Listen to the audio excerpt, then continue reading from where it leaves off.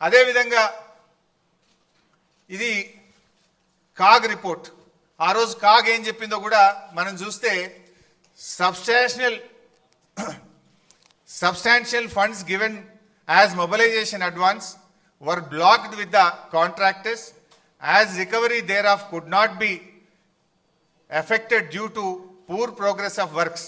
This way especially so in respect of Pranahita Chevella and Dumugudam Nagarjun Sagar tail ponds.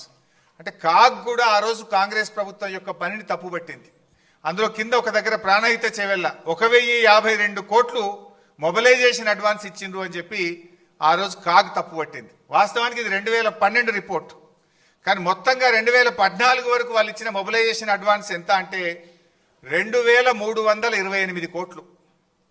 Survey and mobilisation advance పేరు మీద 2009 ఎన్నికల ముందు కాంట్రాక్టర్లకు ఇచ్చిండ్రు, జేబులు నింపుకున్నారు.